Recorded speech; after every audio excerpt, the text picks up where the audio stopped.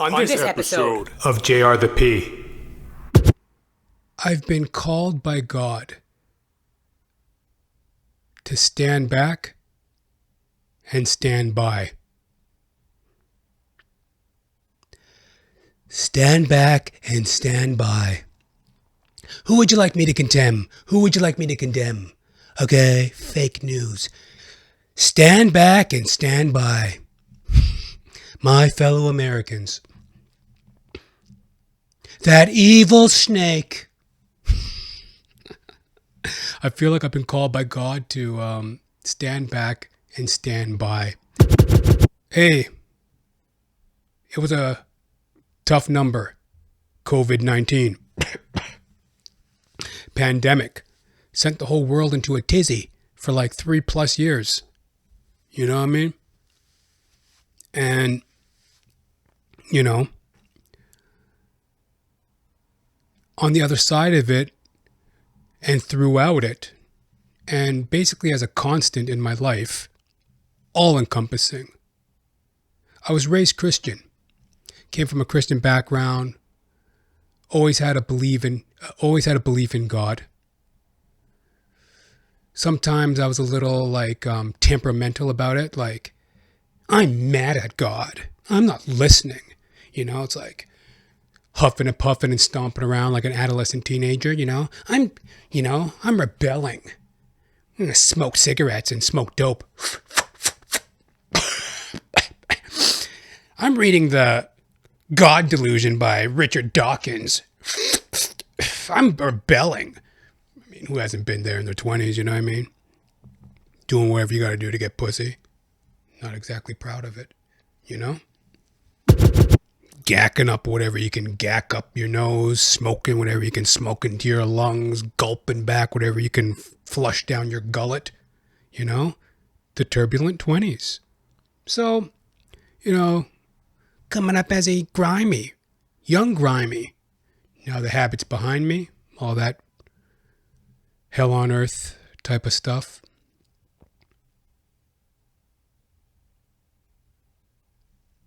Always wanted to know God, always believed in God, always sought a faithful path. And, you know, through pandemic, I've reconnected, so to speak. Been reading my New Testament. King Kong ain't got shit on me. Boom. What's happening, y'all? It's your old chuckle buddy. Guess who? Johnathan James Ramcharan. Reporting live for duty on this magnificent June 17th in the year of our Lord, 2023. Welcome and bienvenue to Johnathan Ramcharan, the podcast. Oh, hey, folks. How you doing? If you're new to the show, Johnathan Ramcharan, the podcast, that is, this is a show where I gob, gab, squawk, and blab about myself in order to relate to y'all's self, y'all the dear listener, y'all the dear viewer. Shared experiences, kindred souls, BFFs forever. Yeah, you know, we're going to go skip roping, jump roping, hopscotching, bottle cap, stone skipping, titty twisting, and home invading. The show is available on Apple Podcasts, Spotify, Odyssey, YouTube, my own website, Johnathan, pronounced Johnathan, Johnathan-Ramcharan.com. And as always, folks, if you're enjoying the show, getting some laughs, chuckles, gags, guffaws, chortles, please, would you help my black ass out already? Share me with a friend. Sharing's caring, folks. You know it truly is. Yes. Today's topic is one that is near and dear to my heart, something that I'm growing in as a man of faith. I'm a Christian. You know, I believe Jesus walked on water and he, you know, is paying for my back taxes. You know, hell of a guy. Pardon moi. Saint of a guy. Saint Jesus. Anyway, I feel like I've been called by God to stand back and stand by. Stand back and stand by. Who would you like me to condemn? Who would you like me to condemn? Okay, fake news. Stand back and stand by. My fellow Americans. That evil snake. I feel like I've been called by God to stand back and stand by. So let me elaborate a little bit. You know,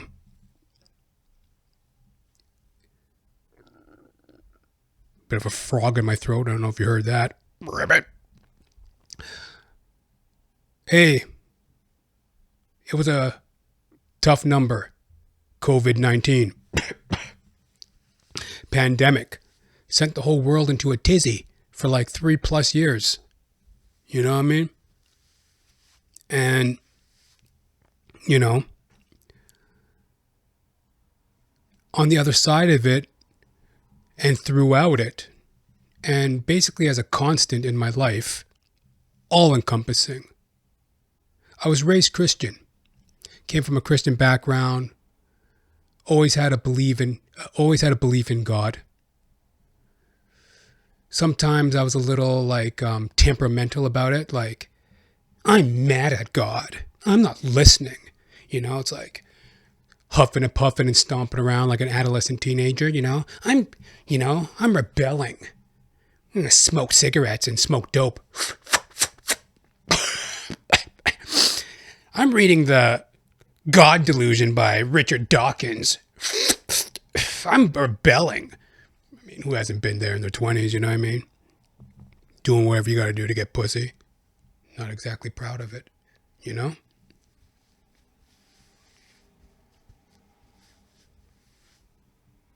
Gacking up whatever you can gack up your nose, smoking whatever you can smoke into your lungs, gulping back whatever you can flush down your gullet, you know? The turbulent 20s. So, you know, coming up as a young grimy. Now the habit's behind me, all that hell on earth type of stuff.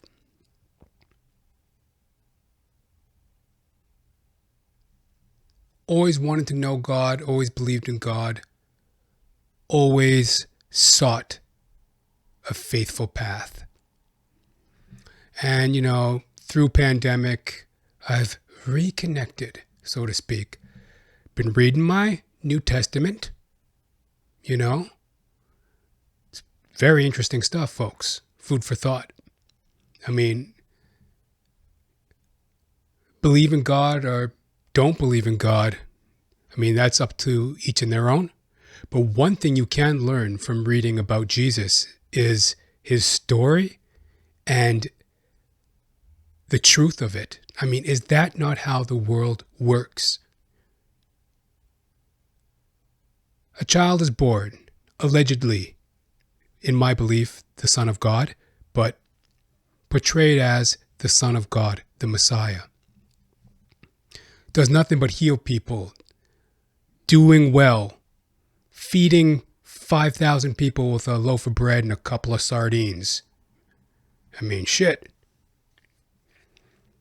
You ever try to throw a party just running over to Dollarama and scrounging up some pretzels and, you know, some couple cans of Dr. Pepper?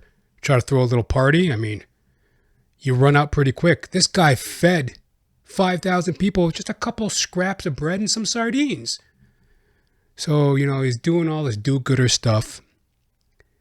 And the Jewish high priests were like, he's no good. He's no good. He's a blasphemer. This guy's too good. We have to knock him off. And by jealousy, envy, hate, bureaucracy, they bring him before the Roman courts on some trumped up mumbo jumbo, lie on him, calling him a traitor to Caesar when everything else failed, Pontius Pilate's like, well, just leave the guy alone. Let's just release him. Like, what's all this hubbub about anyways? Who cares? They're like, no, he's a blasphemer. Kill him. Pontius Pilate's like, get lost. I don't see any fault with this man. Finally, they have to lie on him, call him a traitor to Caesar. That's the only way they could trap him. Pontius Pilate orders his execution. Christ is beaten. Christ is crucified. And then, laid in the tomb, and on the third day he rose again. Basic story of Christ. And it's such a glaring example of this world. This is exactly what this world's like. All these angry, hateful people, envious and hateful of one another, trying to stomp out good, try to stomp out grace. I mean, yeah, you can learn a lot from the story of Jesus. So through this pandemic time, I've been like reconnecting with that faith. And, I've been reflecting on all the things God has done for me in my life. And I ain't worth a red cent, I mean, I don't know if you guys have noticed, but I am a bit of an idiot. So I've just been reflecting on all the things God has done in my life and brought me through. And that's why it's like, in spite of everything and in spite of my failures and my ambitions, it's like I've been called by God to stand back and stand by.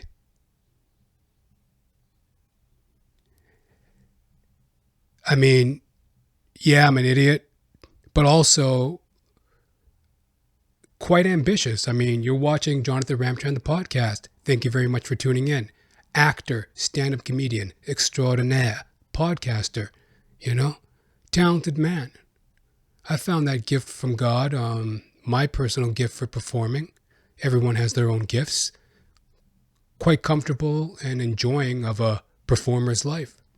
Found that gift early in my life.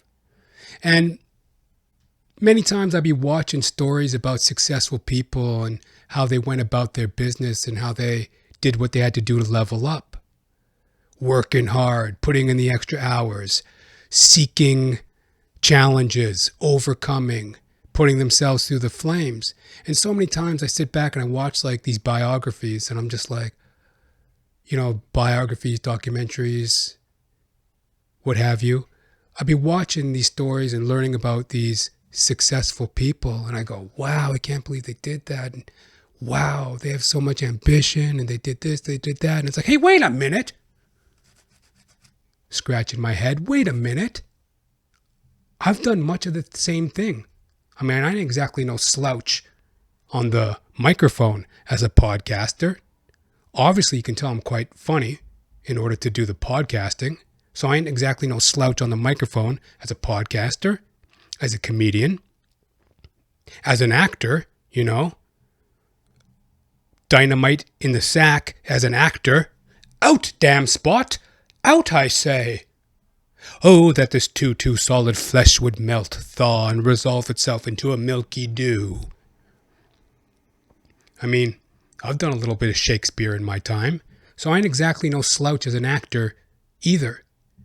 So I'd be watching these biographies on successful people that go through the trials and the tribulations and they go through the flames in their ambitions. And here I am putting them up on this pedestal as if like they're so great. But it's like, hey, wait a minute. I do like the same thing as well. Busting my ass, busting my rump to try to get ahead in life. You know what I mean? And that's what got me thinking, because everyone's always going on and on. Like, I've been called by God and they've been called by God. And as a direct result of their success, it's because they've been called by God. Well, I've been called by God too. To stand back and stand by, unfortunately. Or fortunately, however you look at it. Because I think about what God has delivered me through. What God has delivered me from. One moment, folks. It's hot. Telling you, boy, when you get squawking under them lights, boy, it gets hot. Also went for a run today. That doesn't help the old lozenge throat, you know. Huffing and puffing, running down the street, you know. Get a little raspy in the throat. Oh, yeah, that hit the spot. Pardon moi, folks. But as I stand back and stand by in my faith and in my life, I'm reflecting on all the things God has delivered me through. I mean, coming up as a youngin', you know, as a little munchkin, didn't exactly have it easy. Like basically, think about kids, children. Think about your own life. We all have our war tales, you know, and I hope you can indulge me in this breakdown of life experiences and thoughts here, as it may be relatable to you as well, in that idea of standing back and standing by in God. The idea of, for everything that we do have, we always want more. But maybe that's a sign to stand back and stand by, because there's so much that I've been delivered through by God, I believe. And, you know, for now, that is more than what meets my needs. I don't have the lofty, successful, braggadocious accolades that others may have, but I do have my own humble story and my wins, my achievements, and my accomplishments, like delivered through childhood. When I was growing up as a youngin', little munchkin, I mean, a lot of people, you know, the idyllic childhood is 2-parent household, middle class upbringing, shoes on your feet, red fire trucks and campfire songs and vacations with grandma and grandpa and, you know, a new bicycle and Spot. Spot the family dog and all that white picket fence horse shit. Well, like when I was coming up as a youngin', as a young grimy, first of all, no father. Always wanted to know where my father was. I remember as a kid, like, mom, like, where's dad? Where's my father? Where's dad? Well, for some reason my mom sounds like a, I don't know what the fuck, Mr. Weatherby from Archie Comics or something. Or J. Jonah Jameson. Wow. You know, Spider-Man. Get me Spider-Man. For some reason, my impersonation of my mother sounds like J. Jonah Jameson for some reason. But, you know, she'd be like, well, I don't know where your father is. Look to God, your earthly father. My mom didn't sound anything like that. But, you know, I always wondered where my father was. My mom would be like, well, whatever. Look to your earthly father. Look at your heavenly father. You don't need your earthly father. Look to your heavenly father. Though obviously a boy needs his father. I don't know what caused the rift between them. I don't know if they were ever together to begin with. I did actually wind up meeting my father a couple times in my life under very somewhat disturbing circumstances. So, you know, did my mother drive him away? But then again, he made it very clear that he was a troubled person himself. So basically, two troubled people coming together, making a child to suffer. Where there were no hugs, no kisses. I mean, as I sit here before you, I don't even remember the last time I was hugged. Not that I give a shit, you know. As a friend once told me, if you don't have any friends, you always have Jesus. So, I don't remember the last time I was hugged. It doesn't come from a huggy, lovey-dovey, gushy, whooshy, mushy, pooshy, mushy, whooshy family. It didn't come from that. Matter of fact, I started off life as a beggar. Dirt-ass poor, welfare recipient. My mother would send me around the neighborhood to beg for cans of food. Go next door to the neighbors and ask for a can of beans. Go borrow a roll of toilet paper from so-and-so. Go ask Janet if I can borrow some cigarettes. And that was like my first introduction into the world, like 4 or 5 years old, getting screamed at by adults, grown adults. You know, I'd be knocking on their door. Hi, can my mom borrow a pack of cigarettes? Or can my mom borrow a couple of cigarettes? What's your mom doing sending you here at 7 o'clock in the morning, waking us up? Why can't your mother buy her own cigarettes? What kind of a woman sends a child to go begging? My mother? My mother would be the kind of mother to do that? A troubled woman doing the best she can, played by the father of her child, drove him off, whatever the whole situation was. 2 incompetent people having children. You know what I mean? So, you know, that was the kind of childhood I had, man. And as soon as I was old enough, it was like, Cinderella, Cinderella, night and day in Cinderella, fix the fire, light the fireplace, wash the dishes, do the mopping. If you remember that old Disney chestnut. I was like Cinderella, man. Not the boxer. But I was like Cinderella. Like, I was like cleaning the house. Well, the house was a dump. But, you know, like, I was forced to do chores. I remember being like 6 years old, washing my own clothes, making my own lunch for school. Like, mom never, you know, our mother was basically a child trying to raise children. She was doing the best she could. She didn't know any better. She didn't have it much better herself. Matter of fact, from what she told me, she had it very rough and a lot of pain in her childhood as well. So that's basically what she passed on to the kids. Us kids.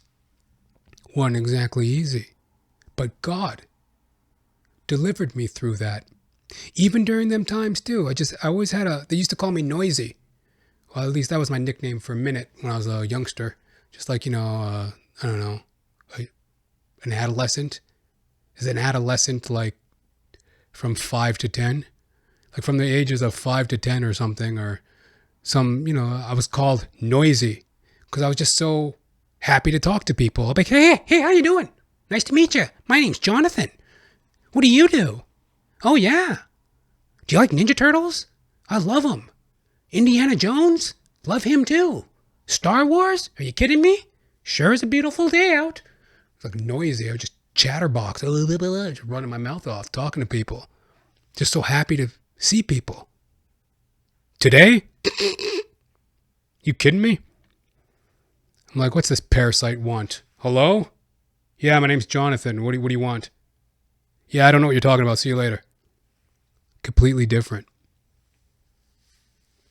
Though God has delivered me through that childhood. Got hit by a car.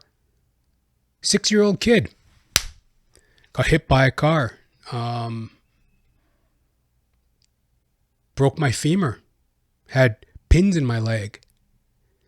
Gets a little deeper than that. As a matter of fact, I think I was set up for the hit. Not going to get into that. But, you know, it was a deep situation all around. Hit by a car at the age of 6 years old. Broken femur. Waking up in the ambulance. Wee, wee, wee. Oh my God, he's dead. My mom's screaming. They take me to the ambulance. Ambulance takes me to the hospital. 6 years old. Broken femur. I was unconscious. Waking up in the hospital. Waking up in the ambulance. I remember waking up in the ambulance and they're screaming their heads off. Oh my God. Delivered by God through my childhood. I mean, if you live in a big city, I live in Toronto, Canada at the present date. I mean, it was just this past winter, I saw an article about a little girl, sweet little girl, 7 years old. They were in the parking lot of her school. She was getting out of the passenger side door of her vehicle. Some 21-year-old kid comes peeling out of the parking lot, struck her dead. Beautiful 7-year-old girl. They put her picture in the paper. In the parking lot of her own school. She was going to school. Or she was coming home from school. She was getting picked up from school or going to school. Just backpack, pencil case, pencil sharpener, new shoes, backpack, her favorite backpack. You know the one. Remember when you had your favorite backpack as a little kid?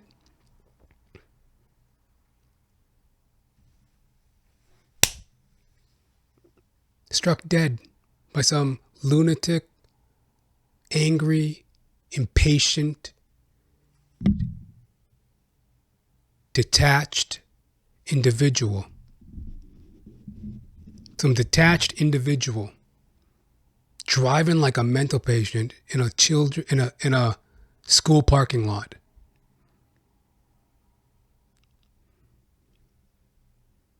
This girl was 7 years old. So,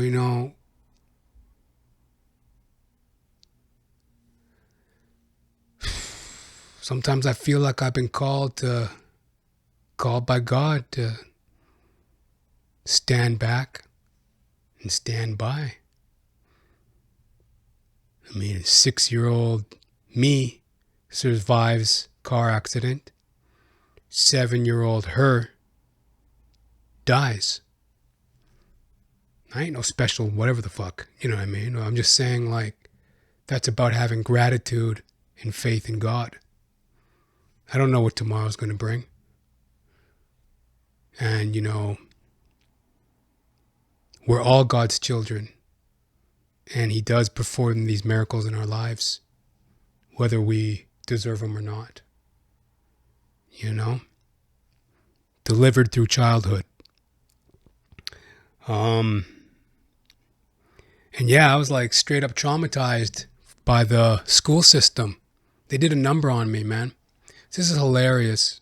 Right now we're seeing that in schools, parents are very much overstepping their bounds, trying to indoctrinate children into their own agenda, whether it be perverse sexual education, corrupt political ideologies, when it's just like the kids are there to read, write, and do arithmetic, not to be a part of your confused lifestyle and the peddling of ulterior motives and weird misfit agendas.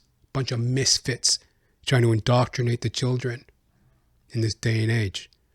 How I suffered through it when I was a kid was like, it's hilarious. They're such hypocrites. Sit down, shut up, and listen to everything I have to say. And if you don't, you're a bad boy. Okay, so let me get this straight. I want to do whatever the fuck I want to do and say what I want to say. My God-given right to be myself. You want me to sit down and shut up and listen to everything you have to say. So that makes me a bad boy? You don't want to listen to me. Teachers don't want to listen to the students. Shut up and do as I say. I'm teaching. I'm at the board. When I'm at the board, you know what that means? They're writing on the board. Stupid fucking idiot. So the kids have to sit there, shut up, and take every word as gospel. Yet if a child expresses themselves, young boys and girls with energy who want to laugh, play, talk, get up and walk. I mean, it's abnormal to sit in a room 8 hours a day listening to some dummy bellyache and blather on. You know what I mean? Yet they're the wrong ones. Such hypocrites. Because as I get older and I see in this world, it's all about attention. Everybody seeking attention. If I can get your attention, I can grow my podcast. If I get your attention, I can grow my performing endeavors as an actor, comedian. Attention is very important. Everyone's trying to get attention. If they get your attention, they can sell you something. If they get your attention, they can potentially fuck you. You know, people out there, you know, in the sex market, people out there for casual interactions, you know, players, hustlers, man-eaters, the LGBTQ plus and beyond agenda, all these perverted people and their lusts. If they can get your attention, they can be lustful and leech onto you through your attention. And that's what all these dummy teachers do. They just try to steal your attention and innocence. Well, they did a number on my ass, as you could probably tell. You know what I mean? And yeah, my feathers are a little bit ruffled, but so be it. Not all teachers are so bad. I had one or two that tried to make a difference, but too little too late. I was going through a lot. And the only thing that really got me through it was God. God delivered me through my childhood. He put that spark in me. He puts that spark in all of us. That resiliency of childhood. That innocence. That innocence is God. That innocence that we see in children and that we love and we understand, and the value of that innocence that we try to protect. I mean, we should anyways. As I mentioned, all these weirdo misfit people peddling their ideologies and sexual perversions and beliefs and agendas on the children in school these days, and all their politico BS mumbo jumbo corrupts the children, makes them angry, makes them turned off from God, their inner light. So thank God I was called by God to stand back and stand by, delivered through my childhood. I got through it relatively in one piece. Then into my performing life. You know what I mean? I remember watching all my heroes growing up and just being so enamored by them, you know? Like Robert De Niro. I'm so stupid. I'm not an animal. Why you treat me this way?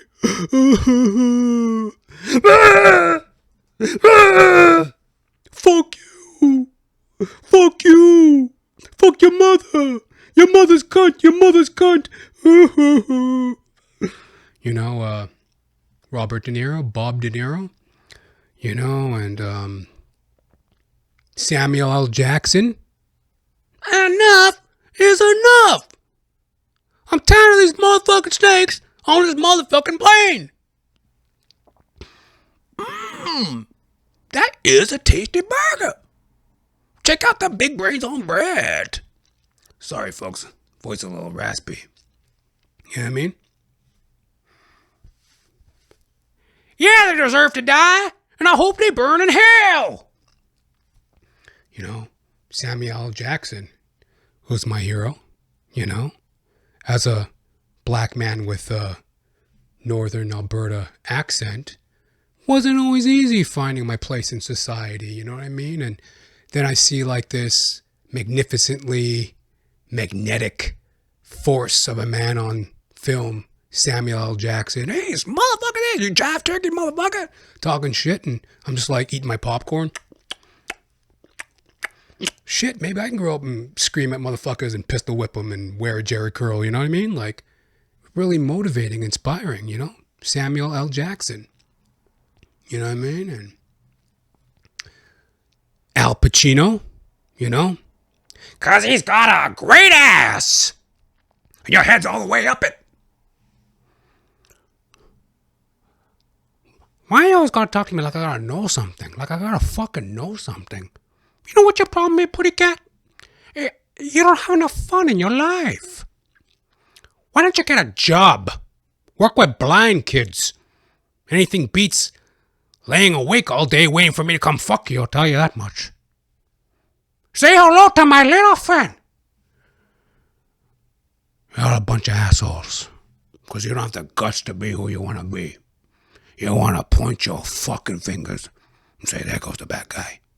Why does that make you good? Oh, you're no good. You just know how to hide. How to lie. Me, I always tell the truth. Even when I lie. So say goodnight to the bad guy. You're never going to see a bad guy like this again, let me tell you that. Fly Pelican. If I was 10 years younger, I'd take a flamethrower to this place. Who the hell you think you're talking to anyway? I'm too fucking old. I'm too fucking blind. Charlie never did that. Charlie wasn't a snitch. And James and Timmy, if you're here, fuck you too. My man Al Pacino. You know what I mean? And of course, Denzel. Zell. Mr. Washington. You know?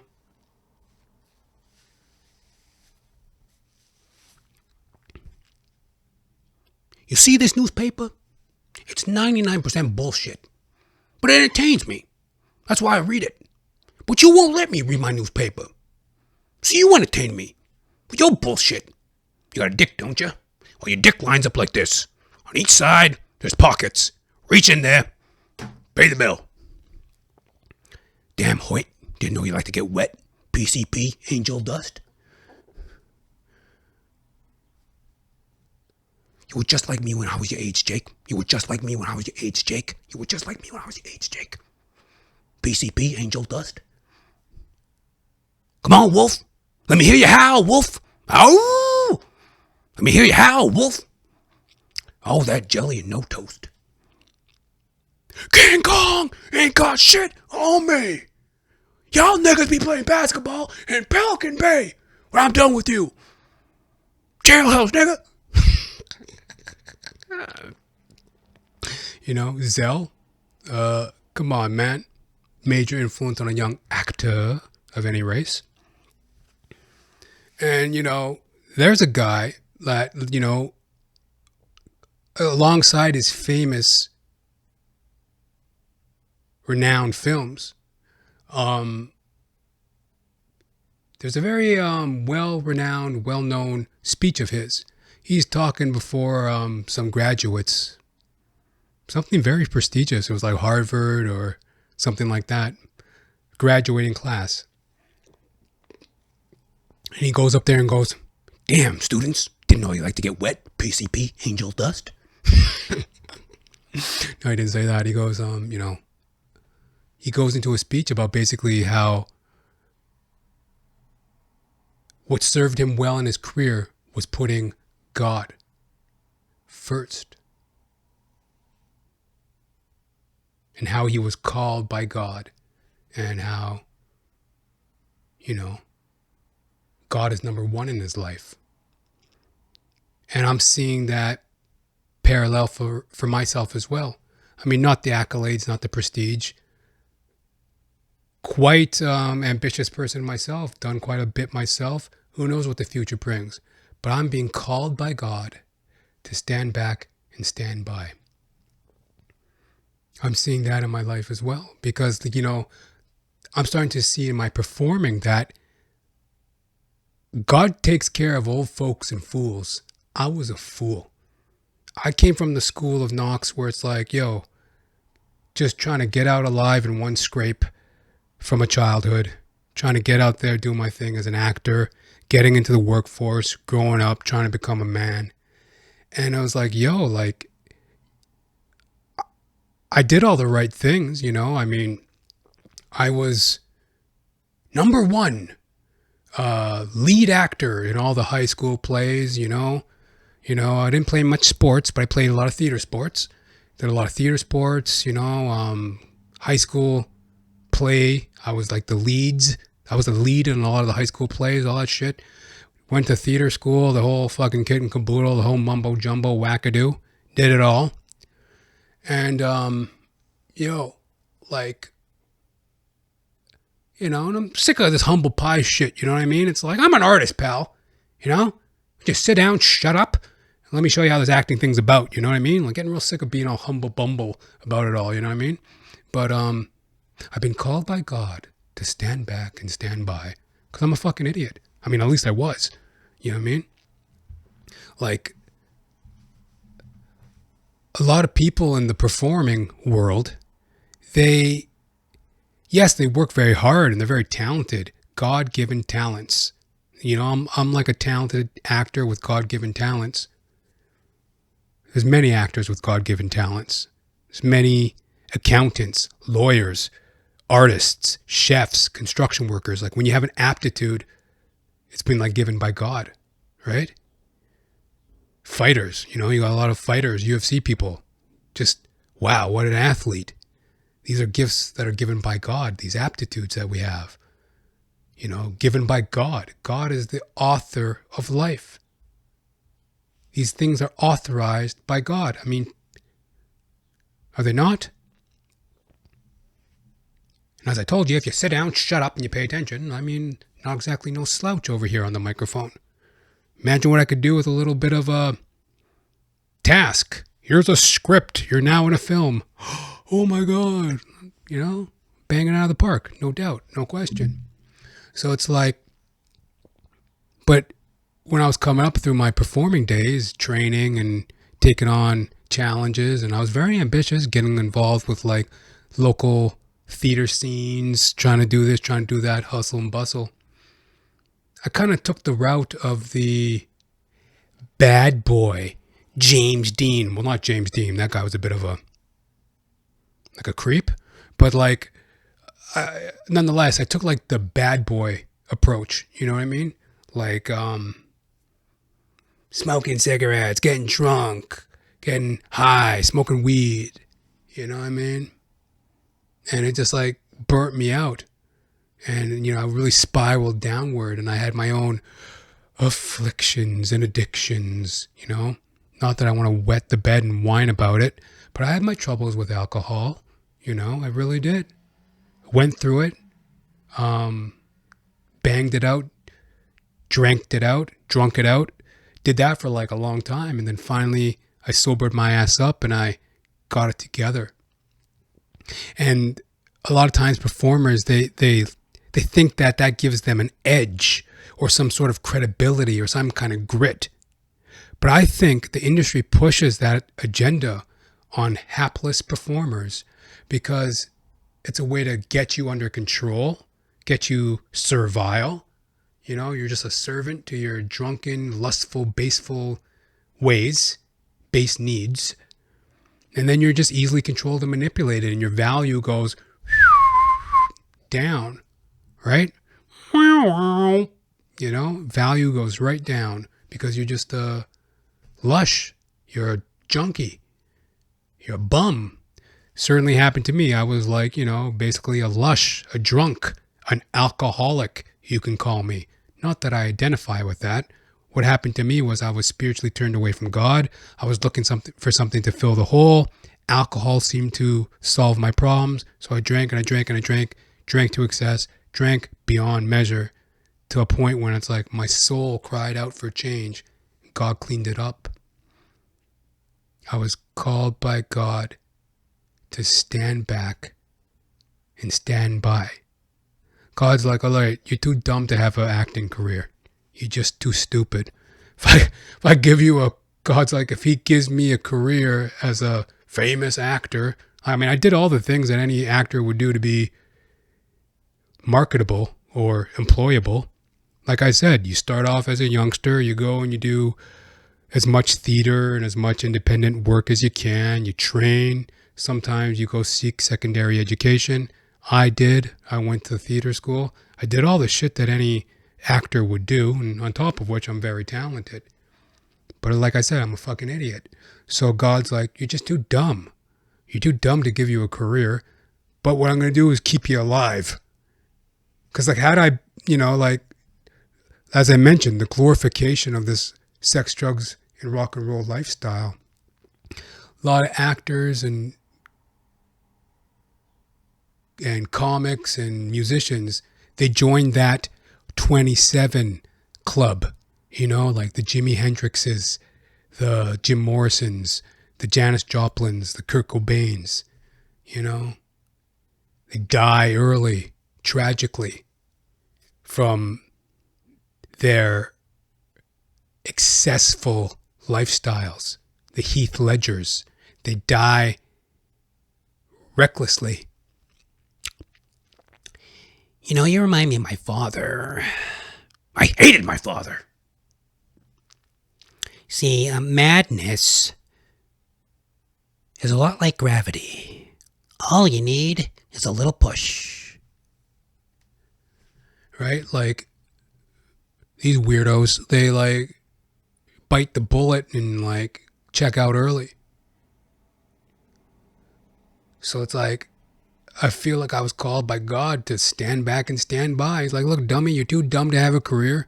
Sit your dumb ass down. Go get had I had some sort of fame and money and all that stuff early in my life, I would have blown it.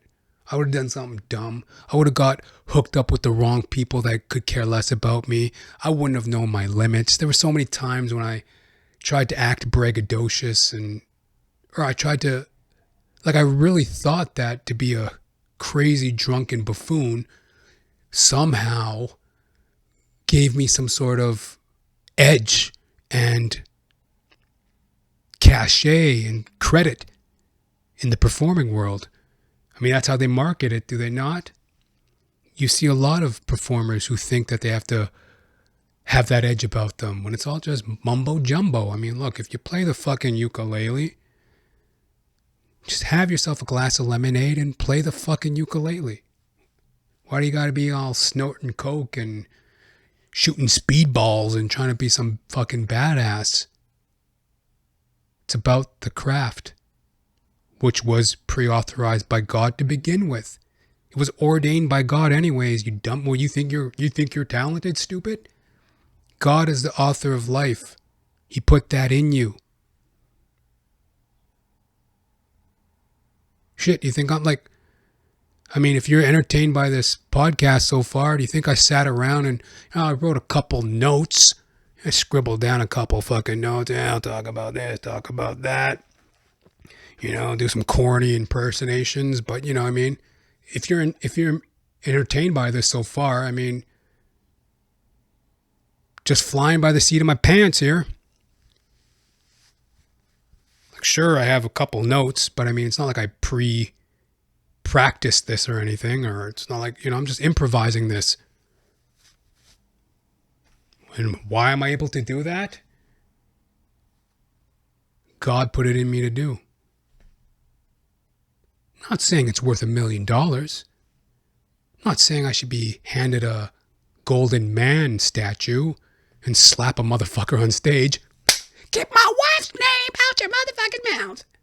It's not like I deserve an Oscar, but proof's in the pudding, dummy. Pretty talented for someone who's not even thinking about what he's doing right now. Really, I'm just kind of thinking about lunch, you know what I mean? Like I said, I got up early and I worked out and had to set up the podcast and everything. Now I'm getting a little hungry, a little peckish. Pretty entertaining podcast for a guy who doesn't even... whatever, I was called by God to stand back and stand by. My dumbass got delivered from my hoity-toity artistic days. And like I said, I really went far down into that pit. Became a daily drinker, an alcoholic, a drunk, if you want to call me that. Like I said, I was really just caught up in a spiritual rapture, turned away from God. But yeah, you can call me an alcoholic, drunk, whatever. The words fit. And, I was daily drinking and I became homeless, living in a men's shelter. You know what I mean? And as a comedian, I was I was doing a lot of stand-up at that time as well. I was just a complete degenerate, derelict. You know what I mean? Shit. I remember when I first got into stand-up comedy, I remember I was just drunk one night, right? I was yeah. I want to remember this night. I'm an artist. I get fucked up and drunk and high, and these motherfuckers don't know shit about shit. I'm an artist. I'm going to remember this night. I took a lighter, and I burnt a loonie. In Canada, it's called the loonie. It's like a $1 coin, the loonie. I burnt like a loonie-sized mark on my leg.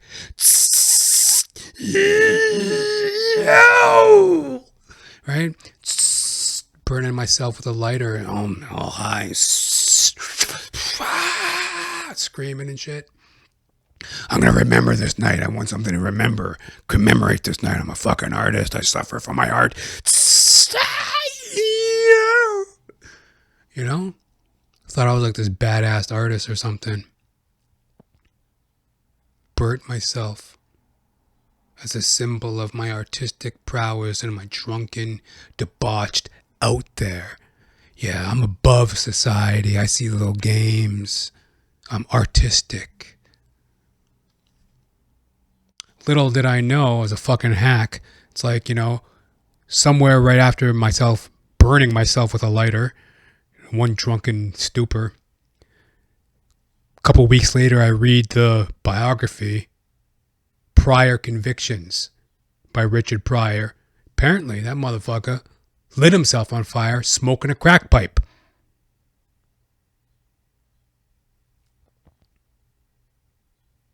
I remember just like reading that. I'm just like, yo, fuck that nigga. Fuck that nigga. But I'm just like, shit, I'm a fucking hack. I'm trying to live this chaotic artistic life. Now, I ain't going to go so deep into it. If you want to really hear some of my, it's like I always try to take a break from the painful remember whens of my debauchery. I always try to take a little break from it. But if you want to go back to Johnathan Ramcharan, the podcast, episode 1, I get into the nitty gritty of some of the dirt that I dug in my day. I mean, you're talking to an ex-trick, folks. It's tricky. It's tricky. Talking to an ex-trick, a John. I used to pay for sex, not on a regular basis. I may have bought in like about 5 times I bought a hooker, an escort, like 5 experiences with a hooker escort in my day. Because I thought that was the thing to do. All my heroes did it. All the people I looked up to. In my mind, it made sense. I'm an artist. I'm a bohemian. Society holds no value for me. I don't give a fuck about anything. I'm exempt. I'm special. I'm unique. Well, thank God I'm an idiot. Because I was called by God to stand back and stand by. His dumbass is like, he's like, his dumbass. My dumbass was like buying escorts and getting drunk on the daily and shit like that. And God's like, gonna pump the brakes on you a bit here, dummy. I mean, you're gonna be living a lifestyle like that, making fucking $10 an hour. What the hell are you gonna do if I actually gave you a career? You know what I mean?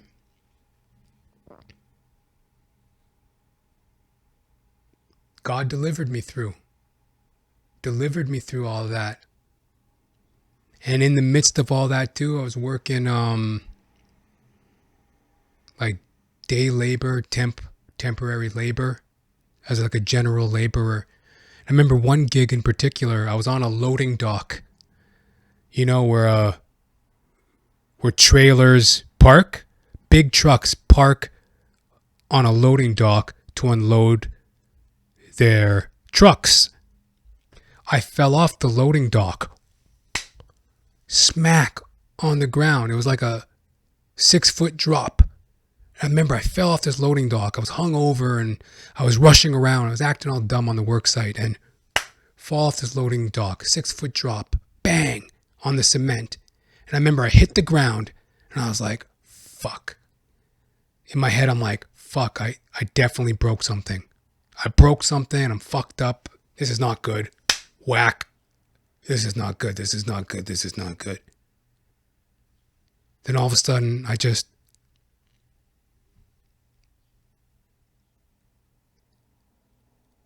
stood up. I just got up. And there was a crowd of men. There was like 5 men standing on the loading dock, and they all rush over to the edge, and they're looking down at me, and they're looking at me. And I just stood up. And I'm just like,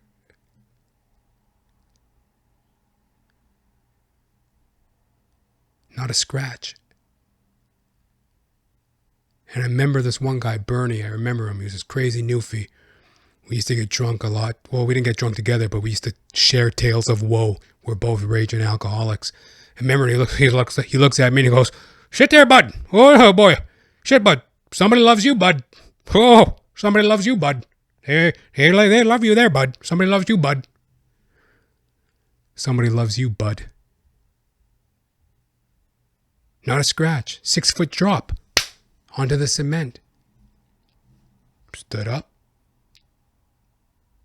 Not a scratch.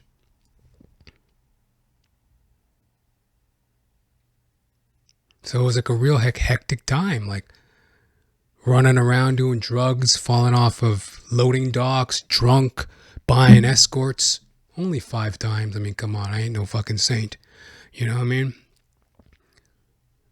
I'm actually at a point in my life now where it's like completely reformed. I mean, you know, I'd like to think of myself as a gentleman.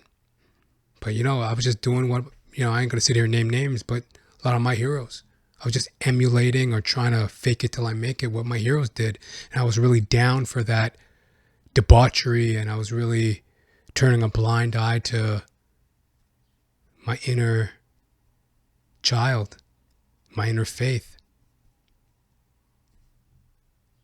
God delivered me through anyways. Called by God to stand back and stand by. Stand back and stand by the children, the beautiful children with their healthy immune systems. It's called the China flu because it came from China. That evil snake. What's life looking for me now? Looking like for me now? What's life like for me now? Well, over 6 years sober, healthy as an ox. I guess that's a horse. I don't really know how an ox sounds. I don't know what the fuck an ox sounds like. Healthy as a horse.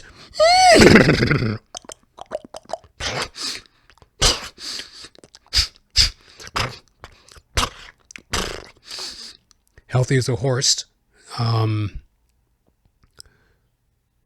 Was working out this morning. All my needs are met.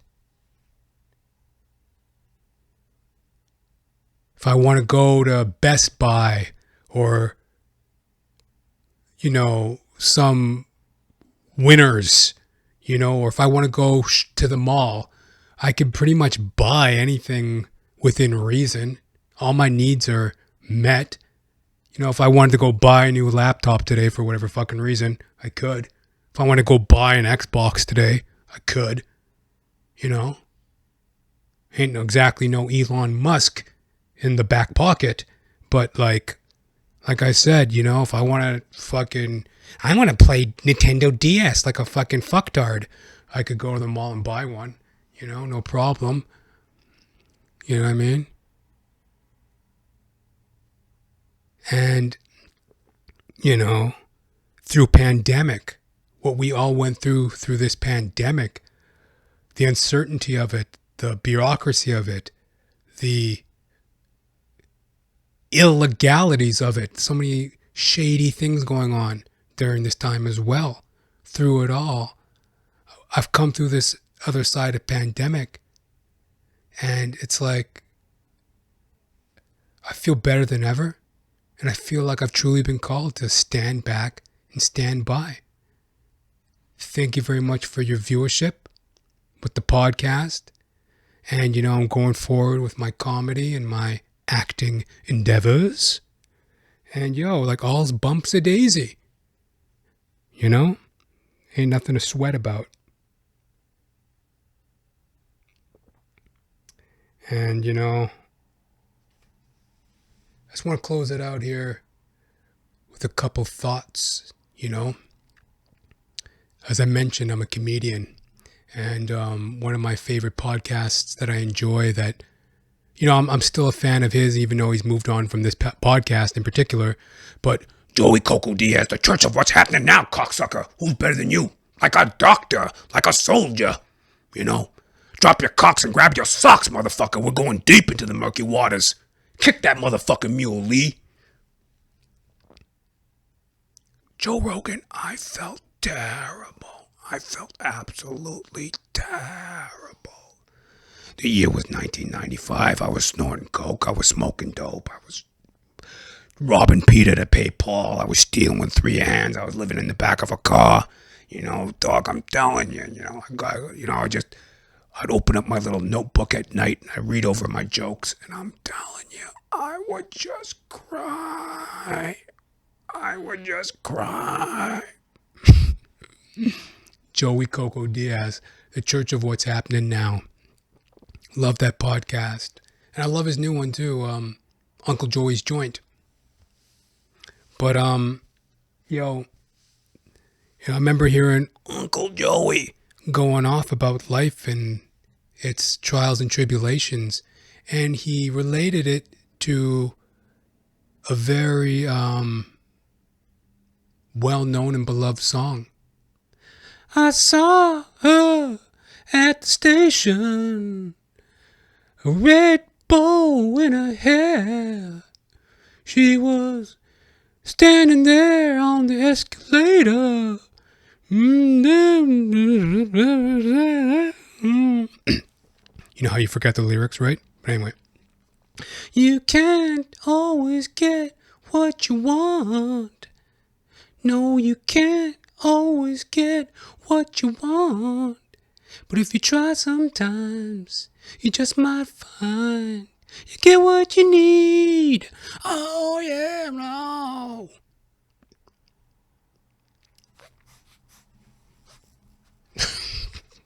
I don't know. I don't got no Mick Jagger impersonation. God bless him. Keep on rocking, But, yeah, you can't always get what you want. But if you try sometimes, you just might find you get what you need. You know what I mean? It's just like, I'm seeing that parallel in my life very much, man. I've been called by God to stand back and stand by. You know what I mean? And it's like, all the needs are met. Everything's good. It's all good. And definitely taking solace in that. And the last thing is very funny. A couple days ago, I hopped out of the shower, getting dressed, and just like everyone, I put my pants on 2 legs at a time. If you're really smart, you can, right? Just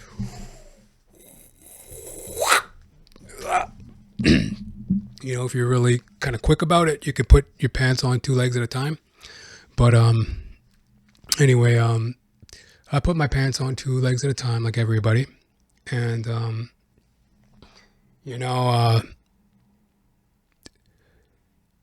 but I was looking for my socks. I was like, yo, where the fuck are my socks? And where the fuck are my socks? And I'm huffing and puffing and I'm stomping around the apartment. Where's my socks? For crying out loud. Where the hell are those socks?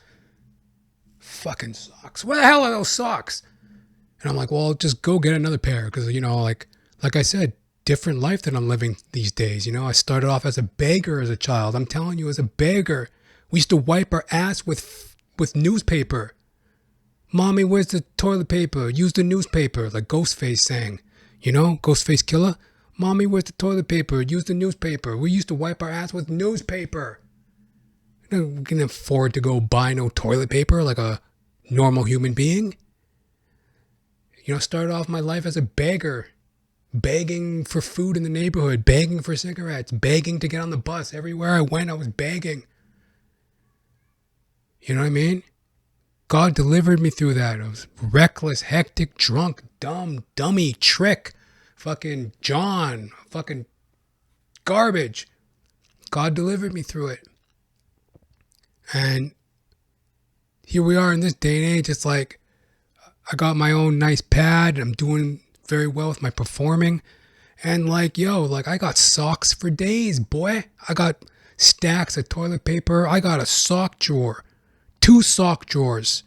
I got 2 motherfucking sock drawers on the go player. I got 1 sock drawer for the low cuts, like the low rise ones, just for the ankles, the little ankle socks. I got 1 drawer for the little ankle socks, 1 drawer for the fucking crews, the ones that go up to your fucking elbows. And then I got another drawer for one that's, like work socks, like the heavy duty, the winter ones. So I got socks galore these days, you know what I mean? And but for whatever reason, I didn't want to give up on the missing MIA socks. I'm like, where the fuck are these socks? They've gone AWOL. I mean, I set them out to wear. Where did I put them? And I'm stomping around and I'm looking for these fucking socks. Socks, where the hell are those socks? Then I look down.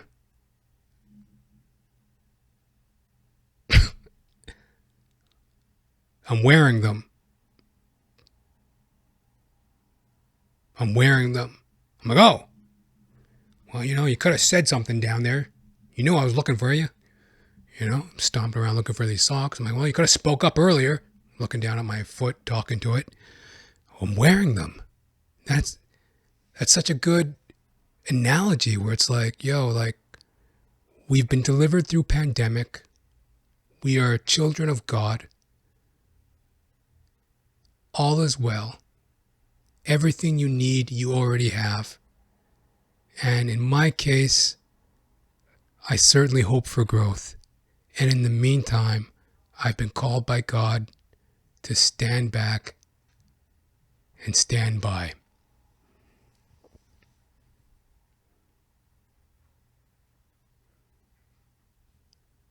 Hallelujah.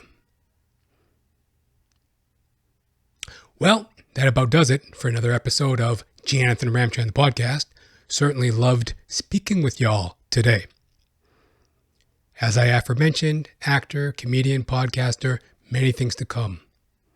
All in a day's work. Till next time, folks. Hallelujah.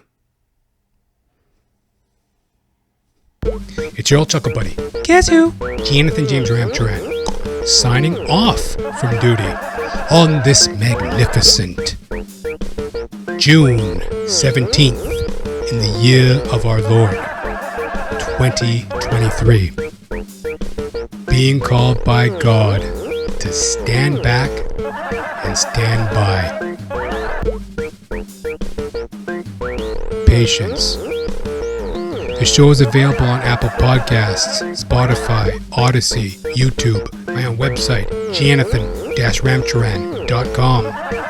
And as always, folks, if you're enjoying the show, getting some laughs, chuckles, gags, guffaws, chortles, please, would you help my black ass out already? Share me with a friend. Till next time, folks, you live it, you love it, you realize it. Alright? Peace.